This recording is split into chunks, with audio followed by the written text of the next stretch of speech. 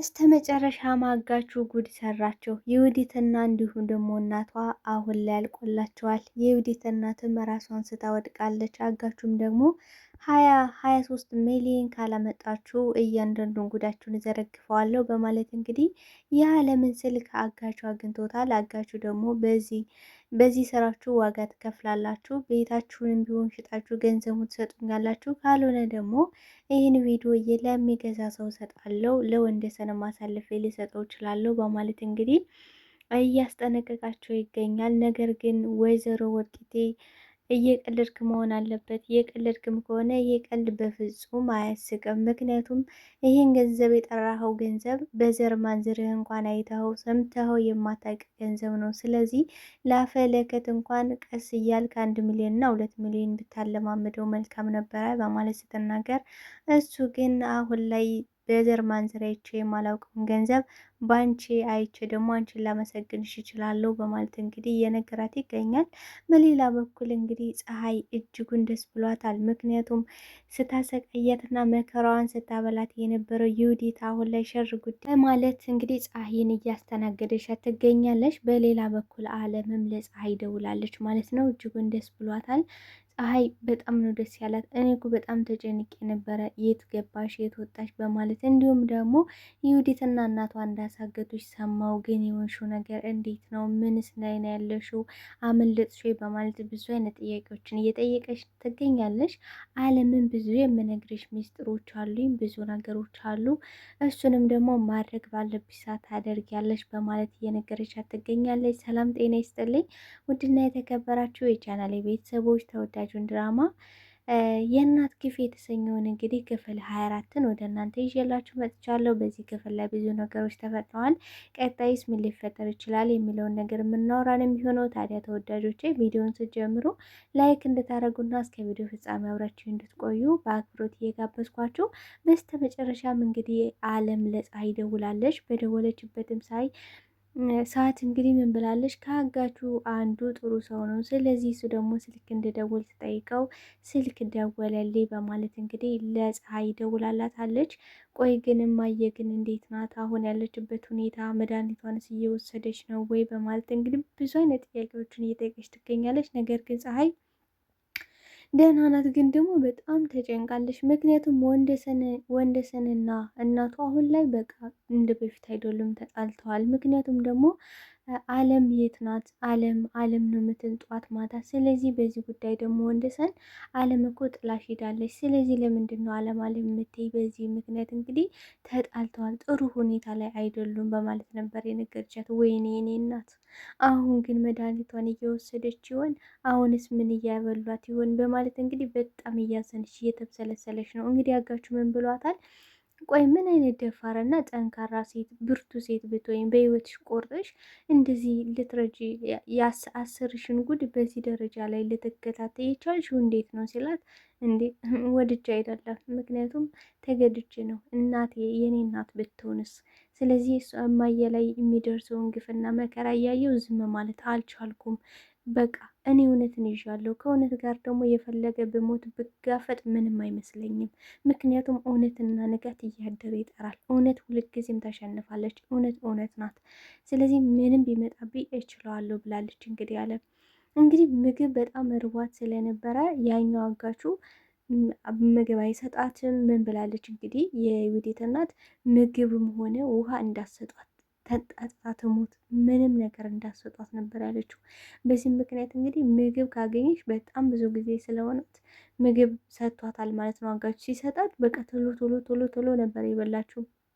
እና ምግቡ ምን ያህል ቢጣፍጥ ነው እንደዚህ ተልቶሎ የምትበይው ብሏታል።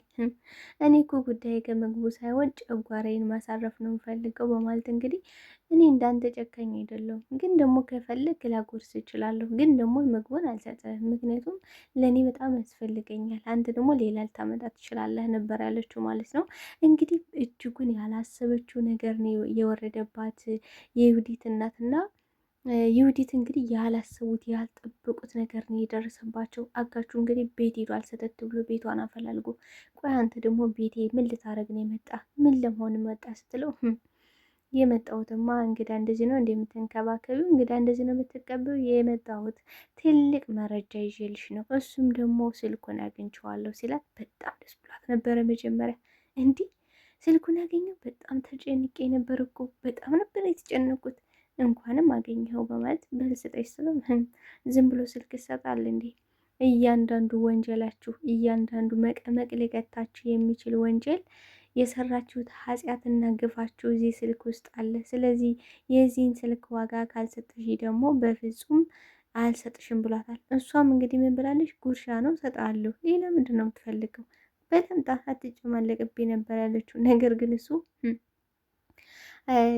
ከአንቺ ጉርሻ ይልቅ እዚህ ስልክ ያለው ውስጥ ብሰጠው አውጥቼ ብሸጠው ከዚህም በላይ ያወጣልኛል።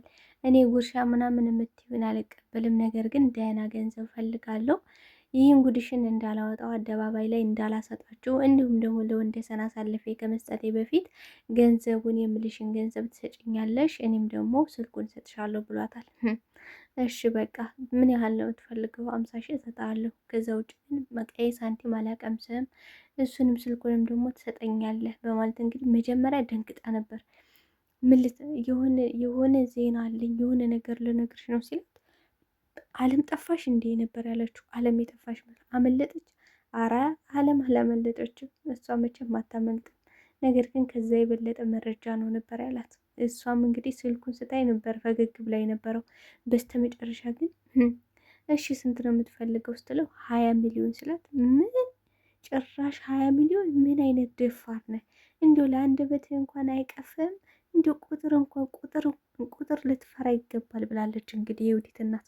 ይህን ደግሞ የተማርኩት ከእናንተ ነው። ምክንያቱም እነሱ ስግብግብ ችጋር በቃ እንግዲህ የወንደሰን እናት እንደዛ ሲያሰቃዩት የነበረ ለአንድ ቤት ብለው ነው፣ ቤቱን ወደ ራሳቸው ለማድረግ ነው። እንግዲህ አንዲትን እናት ምስኪን እናት ብዙ ግፍና መከራ ሲቃይ ሲያደርሱባት የነበረ ነገር ግን አሁን እነሱ ከዘች እናት ላይ የሰሩት ግፍ አሁን መልሶ እየከፈላቸው ነው። እንግዲህ የዩዲት እናት ምን ብላለች? በቃ እስከ ዛሬ የከፈልነው የሰራነው ግፍና ኃጢአት አሁን ላይ በቃ ተመልሶ ወደኛ በቆፈርነው ጉድጓድ እየወደቀን ነው። አሁን ወይ እስር ቤት እንገባለን ወይ ደግሞ ይህን ገንዘብ ካልከፈልን ወይ ደግሞ መሞት ነው ስራዬ ብላለች ማለት ነው። አንድ መውጫ መንገድ አለ፣ እሱም ደግሞ እግዚአብሔር ነው። ወደ እግዚአብሔር መጨው፣ ወደ እግዚአብሔር መማፀን ብላለች። ከዚህ እውነት ለመናገር የምንረዳው ነገር አንዳንዴ ችግር ሲደርስብን ብቻ አምላኬ አምላኬ፣ እንደገና ደግሞ ለቀቅ ሲያደርገን ከችግሩ የወጣን ሲመስለን ደግሞ መልሰን ጭቃ ውስጥ የምንዘፈቅ ሰዎች አለን እና ይሄ ለእኛ ትልቅ ማንቂያ ደወል ትልቅ ትምህርት ነው ብዬ አምናለሁ። ይህ እንግዲህ የዩዲት እናት ይህን ያደረገችው አሁን ላይ ወደ እግዚአብሔር ማጸናለሁ። ያች እናት ግን መከራና ግፍ ችግር እንዲሁም መርዝ ቤት ተብላ እንዲሁም ደግሞ በረሀብ ስትሰቃይ ውስጧ እየጨሰ ልጇ እንኳን እንዳያከብራት ልጇ እንኳን እንዳይመለከታት ያደረጉ ሰዎች አሁን ላይ ወደ እግዚአብሔር እንጨዋለን። በቃ መውጫ መንገዳችን እሱ ነው። እንግዲህ ይሁዲትም ደንግጣለች። በነገራችን ላይ እንዴት ነው እማዬ በዚህ ደረጃ ተስፋ የቆረጥሽው? ለሁሉ ነገር ተስፋ መታመጪ፣ ለሁሉ ነገር መፍትሄ የማታጭ እናት እንዴት ነው ይህን መፍትሄ ተስፋ የቆረጥሽው? በይ ስጪ ነበር ያለችው። እንግዲህ አጋቹን ስጭኝና እኔ አወራዋለሁ ነበር ያለች። እሺ አውሪ ብላ ስልኩን ሰጣለች ማለት ነው። እንግዲህ አጋቹን ቤት መጥቶ በቃ ምልሽን ገንዘብ ካላመጣሽ ይሄን ጉድሽንና ኃጢአትሽን አደባባይ ላይ አውጥቻ ሰጠዋለሁ። ግን አንቺ ምን አይነት አውሬና ጨካኝ ሰው ነሽ? እንዴት ነው አማትሽን በዛ ልክ ከፍ ዝቅ ስታደርጊ? እንደገና ደግሞ ስድቡ ከየት ከየት ነው የሚመጣልሽ? ብላለች። አፈን ዝጋ እምልህን 50 ሺህ ብር እሰጣለሁ ብላለች። እንግዲህ ልጅቱ 50 ሺህ ብር ምናምን የሚባል ነገር የለም ደህና ገንዘቡ እንግዲህ 50 ሺህ ስትለው 50 ሺህ ደፋር ነሽ እባክሽ ብሏታል። ታዲያ 200 ሺህ እሰጣለሁ 250 ሺህ በፍጹም እንዳትሞክሪው ነው ያላት። 23 ሺህ ብር ንቅንቅ አልነቃነቅም። ይህን ካመጣሽ ኦኬ፣ ካላመጣሽ ደግሞ ምንም ማድረግ አልችልም ብሏታል። እንግዲህ ምግብ ሌላ ምን ብላለች? ከገንዘብ ሌላ የማደርግልህ ነገር አለ ስትለው ምግብ ብሏታል። ምግብ እንግዲህ አለም ምን ማለትም ፀሐይ ምን አይነት ምግብ አለ ስትል ምስር አለ ስትል ምስር በጣም ነው የምወደው በማለት እንግዲህ አጋቹ በቃ ፀሐይም እጅጉን ግራ ተጋብታ ነበረ። ምክንያቱም ነይቢ ብሏታል። ካቀረበችለት በኋላ ነይቢ አብረሽ መብላት አለብሽ፣ አንቺ አውሬ ግን ከአንቺ ጋር ምግብ መብላት አልፈልግም። ምክንያቱም አንቺ አማትሽን እንደዛ ስታሰቃይ ስትመርዥ የነበርሽ ሴት አሁን ላይ ከኔ ጋር ቁጭ ብለሽ አንድ ማዕድ አትቋደሽም። ምክንያቱም ምን ልታረጊና ምን ልጨምሪበት እንደምች አይታወቅም ብሏታል። እንግዲህ ፀሐይም በጣም ደንግጣ ስለነበር መቀመጫ ዱካ ላምጣ ብላ ነበር ሄደችው። ኖ በፍጹም አይቻልም፣ ለምንድን ነው ዱካ የምታመጪው? እዚህ ሶፋ ላይ ተቀመጭ ብሏታል። እሷም አይ እኔ እኮ ሶፋ ላይ መቀመጥ አይፈቀድልኝም፣ እኔ ዱካ ላይ ነው መቀመጥ። ዩዲትን አስነስቶ እንግዲህ ፀሐይ እንድትቀመጥ አድርጓል ማለት ነው። ፀሐይም በጣም ግራ ተጋብታ በጣም ፈርታ ደንግጣ ነበረ እና በቃ እጄ ልታጠብ ነበረች፣ ቁጭ በይ አንቺ እርኩስ ሂጅና ውሃን ጭላት እጇን አስታጥቢያት ስላት እንግዲህ እጇን አስታጥባታለች። በቃ በጣም ጭሳለች ዩዲት፣ በጣም ነው የጨሰችው። በጣም ቅጠልጥል ነው ያለችው። እኩል ልጅ ትገረድ እኩል ልጅ በቃ ያቺ የምትጸየፋ ፀሐይ አሁን ላይ እያሽከረከረቻት ነው። እንግዲህ አጋቹ በጣም ነው በቃ ያስደሰተኝ፣ በጣም ከምላችሁ በላይ ማለት ነው። ምክንያቱም እንደዚህ አይነት ተንኮለኛና ሴረኞች ይወድቃሉ፣ መጥፊያቸው ቅርብ ነው፣ ሩቅ አይሆንም። እኛ ምናልባትም በጊዜው ላይ በቦታው ላይ ሆነን ብዙ ስንጨስ ነበር እስካሁን። እንዴት ሊሆን ይችላል? እንዴት ወንድሰን አለመንቃቱ እጅግ በጣም ሲያናድደን ሲያቃጥለን ነበረ። አሁን ግን ልባችንን የሚያረካ ሰው መጥቷል። እጅግ በጣም ደስ የሚል ቆራጥ፣ በቃ ጨካኞችና አውሬዎችን ልክ የሚያስገባ ልኳን ያስገባት ዩዲትን ማለት ነው። በዚህም አጋጣሚ እንግዲህ ውሃ አምጪልኝ ስትላት ውሃ ስታመጣ ጎንበስ ብለሽ ሲጫስላት ጎንበስ ብላ ስትሰጥ እውነት እጅግ ነው በጣም ነው ያስደሰተኝ፣ በጣም ማለት ነው። አሁን ላይ ያልቆላቸዋል ዩዲትና እናቷ፣ አሁን ላይ ያልቆላቸዋል። አሁን ሁሉን ለ3 ቀን ነበር ቀጠሮ የተሰጣት።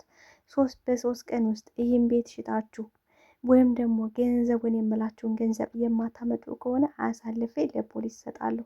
እንግዲህ የዩዲት እናት ወስናለች። ምክንያቱም እኔ እስር ቤት በዚህ እድሜ መግባት አልፈልግም፣ እስከምሞት ድረስ ጎዳና ቢሆን እወጣለሁ፣ ቤቱን እሸጣለሁ ብላለች። ዩዲትና እናቷ አሁን ጨልለዋል። ዩዲትና እናቷ አሁን መግባባት አልቻሉም። በፍጹም ያለን ንብረት እኮ ይህ ብቻ ነው፣ ስለዚህ ይህን ከሸጥን ደግሞ ጎዳና መውጣታችን ነው፣ በፍጹም ይሄማ መሆን የለበትም እያሉ እንግዲህ ሁለቱ እየተናታረኩ ይገኛሉ። እስኪ ተወዳጆቼ ምን የሚፈጠር ይመስላችኋል? ቀጣይ እውነት ነው፣ እውነት አርነት ያወጣል። እና እነዚህ ሰዎች ደግሞ በውሸትና በሐሰት በሴራ በማስመሰል ነው ህይወታቸው ሙሉ የተሞላውና አሁን እናትና ልጅ ተያይዘው ገደል እየገቡ ነው። እጅግ በጣም ደስ ይላል። አለምም እንግዲህ ከዛ ትወጣለች ማለት ነው። ቀጣይ ሊፈጠር የሚችለው ነገር ካለን አለም ከዛ ትወጣለች። እንግዲህ የወንደሰን እናትም እጅጉን በጣም ደስ የምትሰኝበት ደስታዋ የሚመለስበት ጊዜ ሩቅ አይደለም። ወንደሰንም እንግዲህ ሁሉን እውነት ያውቃል። እንግዲህ ሁሉን እያንዳንዱ ቪዲዮ የተቀረጸውን አጋቹ በጣም ቅንና አስተዋይ ሰው ነው። እንግዲህ ለአለም ምን ብሏል? ማለትም ለፀሐይ ምን መስራት ነው የምትፈልጊው? ምን መሆን ትፈልጋለች ስላት አይ እኔ ገንዘብ አጠራቀሚ ምግብ ቤት መክፈት ፈልጋለሁ ብላለች። በቃ በቅርቡ ብዙ ገንዘብ ስለማገኝ ይሳካል በይና እሰጥሻለሁ ብሏታል። ምን ያህል ገንዘብ ነው የሚያስፈልግሽ? እስከ 1 ሚሊዮን ይበቃሻል ስላት አረ በጣም ብዙ ነው፣ እሱማ ይበቃኛል፣ በጣም ትልቅ ነው የምከፍተው እሱ ከሆነ ማብላለች። በቃ ይሳካል ብለሽ መርቀኝ፣ እኔ ደግሞ እሰጥሻለሁ ብሏታል ማለት ነው። ስለዚህ ይሳካል ብላለች። እንግዲህ ፀሐይ ምን እንደሆነ አታውቅም፣ ግን ደግሞ ይሳካል ብላለች። በዚህም ሁኔታ እንግዲህ ዩዲት በጣም ነው የጨሰችው፣ በጣም ነው የተቀጣጠለችው። ቅጥልጥል ነበር ያላችሁ። ይህን ቀን በጣም ስንጠብቅና ስንጓጓበት የነበረ ቀን ነው ተወዳጆቼ። በዚህ እንዳስደሰታችሁ እጅጉን ደስ እንደተሰኛችሁበት ተስፋ አደርጋለሁ ተወዳጆች። ታዲያ በቀጣይ ፓርት እስክንገናኝ ድረስ መልካም ጊዜ ይሆንላችሁ። ታዲያ ላይክ፣ ሼር እያደረጋችሁ እንድታበረታቱ በአክብሮት ጠይቃችኋለሁ።